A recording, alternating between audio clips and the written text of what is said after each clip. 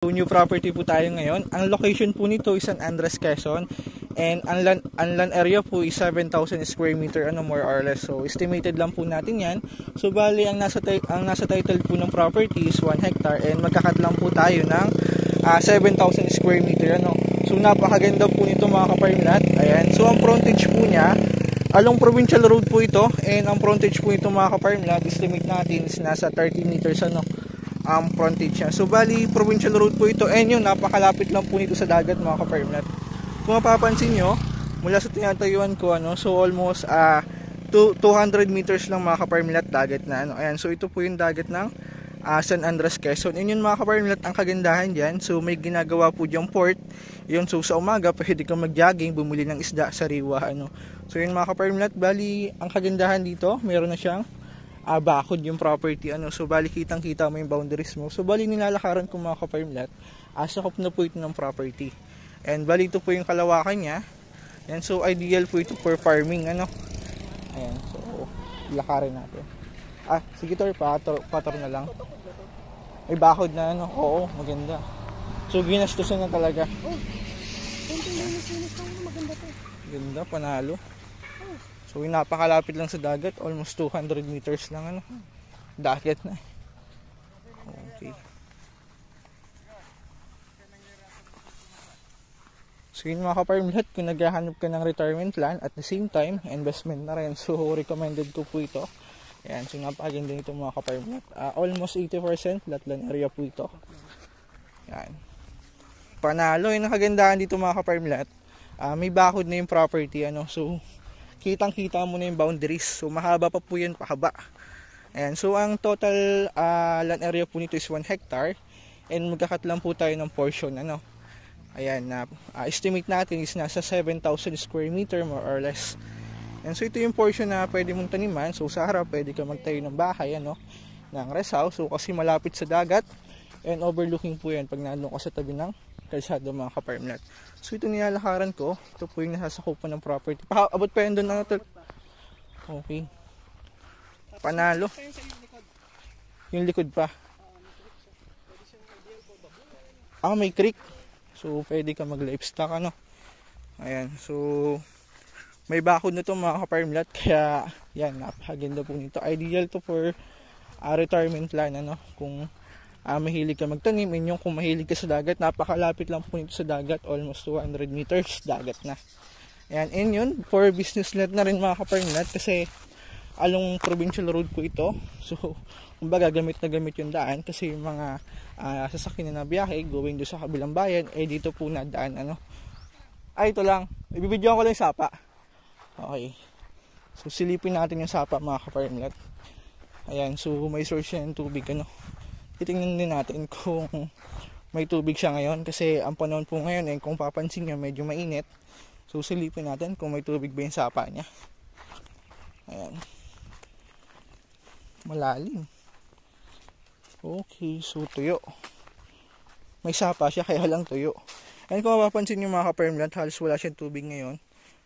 Ayan, so siguro nagkakatubig siya pag umulan, kasi yung tubig niya manggagaling pa sa bundok, Ayan.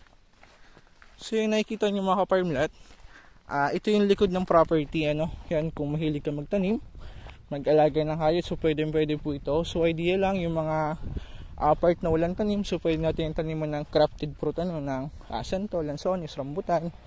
So marami tayong pwedeng gawin sa property. And meron po akong mga nakita na farm. So ang ginagawa nila dun sa mga boundaries ng nyog, so tinataniman po nila ng saging, So dito naman sa San Andres, so common naman dito na yung mga boundaries ng nyog, tinataniman naman po nila ng puno ng mais, So ayan, para at least walang bakante, walang sayang sa property mga ka-farmland. And yan, ito po yung mga trusted locator natin dito sa San Andres, Quezon, So yun, isa lang po yun sa idea, aside sa livestock, ayan, so pwede tayong magtanim, dito sa property mga ka-farmland. And tulad po ng nabanggit ko kanina, kung naghahanap ka ng property for retirement plan, at the same time investment na rin, so isa po ito sa mga property na may re-recommend ko, kasi aside sa along provincial road siya, good for business lot, and yun, malapit po ito sa dagat. kung gusto mong pumunta ng dagat. So yun nga lang mga ka-farmlat, yung dagat dyan although pwede siyang paliguan, hindi ko lang recommended kasi yun nga kung matutuloy na gawa ng port, although may budget na siya, no. So pag ginawan po yun ng port, possible dyan dudong yung mga bangka na may dalang isda, so medyo lalansa yung tubig, ay hindi siya recommended paliguan. So ang pwede lang natin gawin, pwede tayong mamili ng sariwang isda yan. So pwede nyo ring ibiyahe sa Manila sa mga kaibigan nyo, may pasalubong kayo na sariwang isda. So kung gusto nyo naman pong mag-swimming, pwede naman tayong pumunta doon sa mga karatig barangay na maganda rin yung dagat at pwedeng paliguan. And yun, so marami naman pong mga beach and resort dito na pwede natin puntahan mga ka-farmland. So if ever gusto nyo pong magdagat, almost 80% plantan property po ito. And ang good thing din mga ka-farmland, malinis po yung property, unlike sa ibang farm na talagang matataas yung puno o puro puno na So ito, damo lang naman mga ka-farmland. Ayun mga ka-farmland, bali ito po yung 7,000 square meter. Ito yung dagat niya. And then ito po yung retaso na 900 square meter. Ayan, na binibenta rin mga ka-farmland. So napakamura lang po nito for only 450,000. Meron na along provincial road in overlooking po ito sa dagat mga ka-farmland. Ayan, kung gusto mo ng tayuan ng rest house, so ayun po yung dagat niya. Ayan, so kitang-kita mga ka-farmland sa tinatayuan ko, so dito pwede tayo magtayo ng bahay o resort. And yun mga ka-farmland, along provincial road po ito, kaya kung may sasakyan ka, pasok na pasok po sa property. So ito lang po yung provincial road. So aside sa retirement plan, so pwede rin po natin itong gawing business lot, kasi along provincial road po ito. And sa source ng kuryente, ayan lang. And sa wifi, meron din po itong may wifi dito, kuya. Okay, so ngayon itong 900 square meter na ito, ayan, doon po sa tinatayuan ng tao na yon. So yun po yung 2.1 hectare mga ka-farmland. So ito rin yung magiging road right of way natin. So okay naman po, payag naman yung may-ari, kasi kapatid din po niya yung seller nito. Ayan, so bali yung nagbebenta nito na 2.1 hectare, so kapatid din po niya yung seller nitong 900 square meter na dadaanan, kaya willing naman sila magbigay ng right of way. So mula doon sa tinayuan nila kanina, so ito na yung bungad. Ayan, yung 2.1 hectare mga ka-farmland. Ayan, so titingnan natin. Ang kagandahan dito, napakalapit lang po sa dagat and overlooking din. So yun yung dagat. Napakalapit. Ito na yung 2.1. Papunta doon. Okay. Street ng bahay. Yung nyug na yan, straight yan doon. Papunta doon. Ito ang street. Ayan, ito. Ayan tinatayuan. Kasi itong nyuga na to, hindi nadala. Kasi bagong sukat ito. Papunta doon, tapos papunta doon. Papunta doon. Palawak. Papunta doon. Papunta doon sa pa. Kasama yung mga nyug. Kasama yung mga nyuga na to. Lagpas pa pala ba rin sa kasap? Ganda, So ito na yung 2.1. Pwede natin puntahan. Sige, tara, lakarin natin. Ayan, so yung nilalakaran ko mga ka-farmland, bali ito po yung 2.1 hectare na karatig lote lang din. So katapat lote lang din nung 7,000 square meter. Yung first lot natin. Ayan. So napakalapit lang po nito sa dagat. And kung plano po ay retirement plan at the same time investment na rin. Ayan. So recommended ko po ito kasi napakamura lang ito mga ka-farmland. And bihira na tayo makakita ng lote na binibenta na malapit sa dagat. Ayan. So walking distance lang. And if makikita nyo po sa Google Map, kahit yung karatig bayan niya, tabing dagat po. Kaya kung mahilig ka magdagat o mag-swimming ng pamilya nyo, so kahit po dun sa karatig bayan tayo pumunta, makakapili po kayo ng place na yung gusto nyo paliguan. So may mga gandang dagat po dito and may white sand din. So isa na po dyan yung sa Narciso, Quezon. So kahit search nyo rin po sa Facebook, meron po dyan mga part na resort na beach resort na white sand. So marami tayong pwedeng puntahan mga ka-farmland. Yan ang kagandahan dyan, kahit saan ka dito pumesto.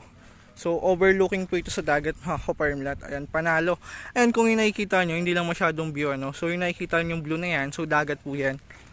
Pwede natin puntahan para may idea din kayo. Ayan, so pero yung bahay hindi na yun kuya. Okay, yung gilid. Ayan. So sea view po ito mga ka-farmland. So yung property mula po dyan sa gilid ng bahay. Ayan, so yan po yung sakop ng 2.1 hectare. Pero nakikita nyo, ayan, napakaganda po dito mga ka-farmland. Kahit saan ka pumisto, so sea view, yung view po yung dagat. And ang kagandahan dito, so sariwa yung hangin. At kung mapapansin nyo, ayun sa puno ng nyog, napakahangin po sa lugar na ito mga ka-farmland. Ayan. So pwede ka magtayo ng rest house, ayan, so relax mga ka-farmland. Kung pagod ka na sa trabaho, sawakan sa trabaho, ayan, so recommended ko tong farmland na to, para bakasyonan din. Ayan. So panalo.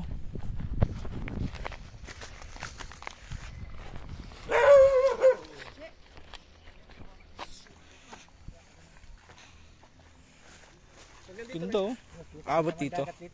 So abot dito yung property. Pero yung bahay labas na. Labas na. Oo, yan na yung doon sa 1 hectare na ikakat, Ayan. Okay, ito. Itong gilid na to, Okay.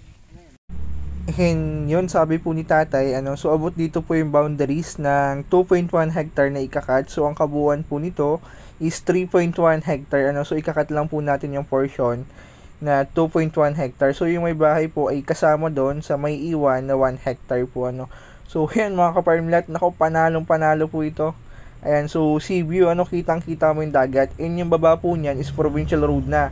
So tatawid ka lang ng provincial road, dagat na, So binaba ko po yan after nitong video.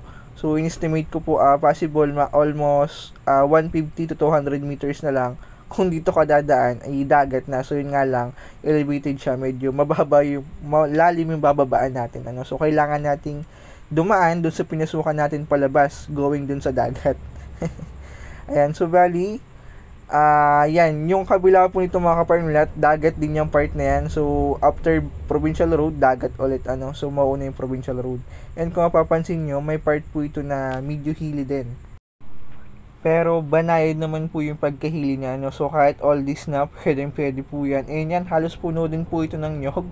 And wala lang tayong estimated, kung ilan ba talaga. So possible, more or less, compute na lang din natin. I think nasa 300 kapuno po yun ng nyog to 400 kapuno, ng nyog. Ayan, so kung papansin nyo, halos puno naman po yung bandang baba niya. Halos dikit-dikit po yung nyog dyan. So yung iba halos kababaan pa, So although hilly siya mga ka-farmland, pero yung baba po niyan pantayin din, So pantay po yung baba niyan. Ayan, kaya good din siya for farming and livestock. Ayan, so kung mahilig ka mag-alaga ng hayop, pwede tayo mag-alaga ng kambing. Ayan, so baka need lang po natin na bakuran ng barbed para at least hindi tayo mangangamba na baka yung alaga natin makaliban sa ibang farm, Ayan, so babakuran lang po natin yan. Pwede nating alpasan ng alagang hayop, So sa baka naman po, hindi naman siya risk na baka mapilayan. Kasi kung mapapansin nyo, ayan, so may mga baka po dyan sa part na yan sa baba.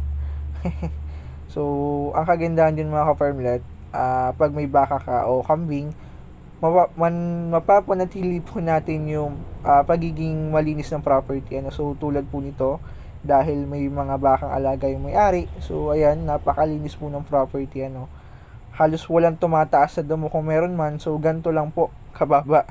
Ayan, napakalinis at napakaganda po nitong mga ka-farmland.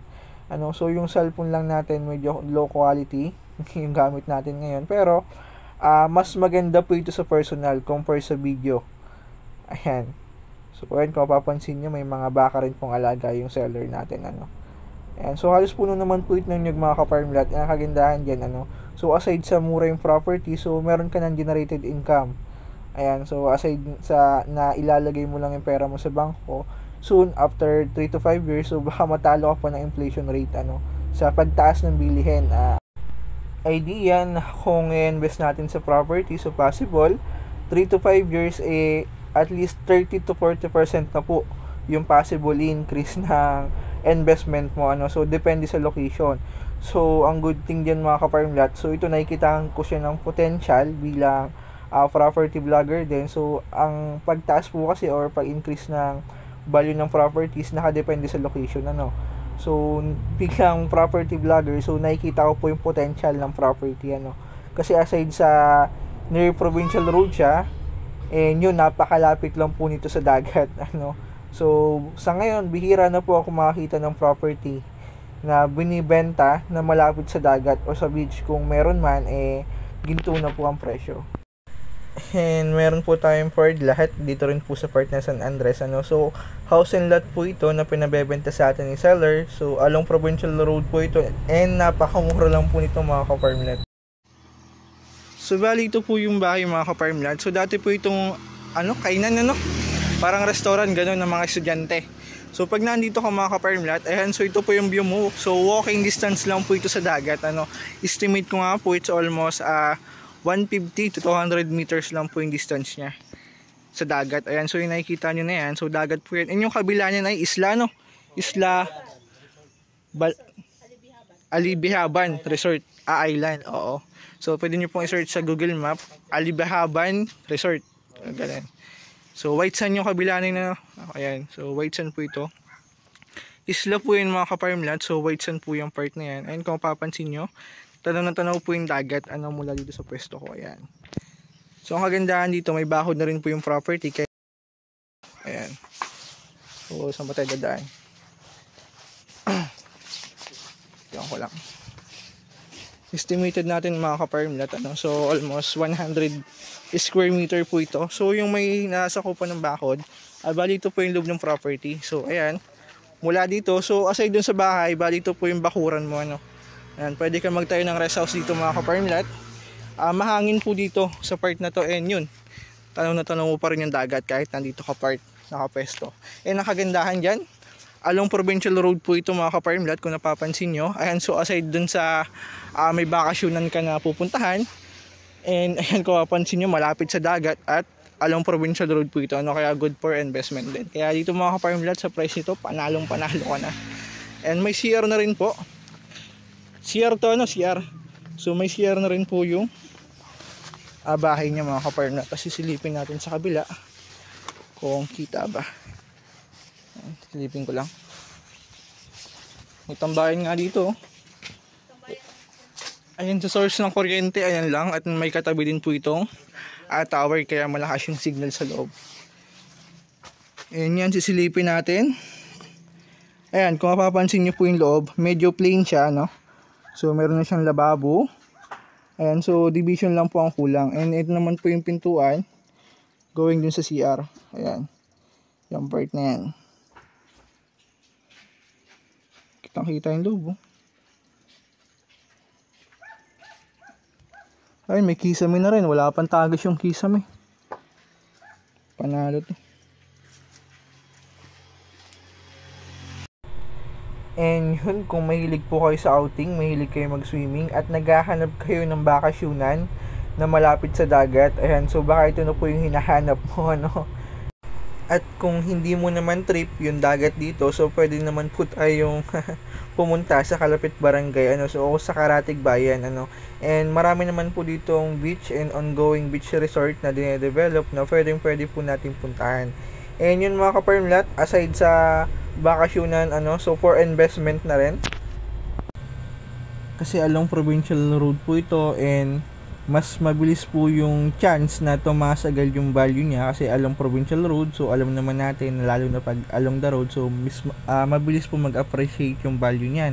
And nakagandahan dyan mga ka-farmland, so aside dun sa property, may kasama na po itong bahay. So ito po ay dating milk tea shop.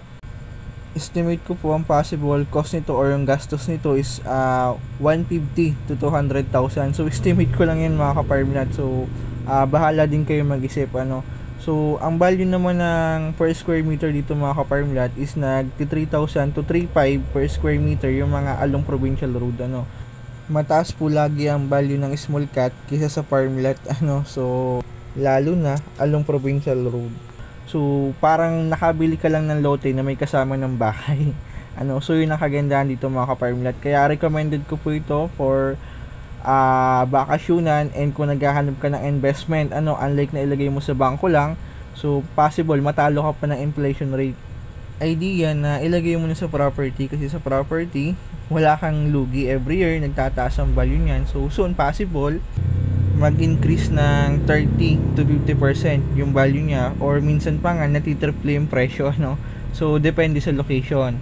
Kaya much better din mga ka-farmlat. So idea lang din kung willing kayo bumili ng property, kung hindi man sa akin, ang piliin nyo lagi, although maglalabas na lang kayo ng pera, yung mga along the road na kung hindi naman at least yung malapit sa kalsada, kasi mas mabilis tumaas yung value. So isang tips lang yun mga ka-farmlat. And yun mga ka-farmlat, kung interested ka, so i-message nyo lang po sa Viber, WhatsApp, ayan. So nasagot naman po sa mga inquiry. And yun mga ka-farmlat, dagsang biyaya sa ating lahat, and God bless po.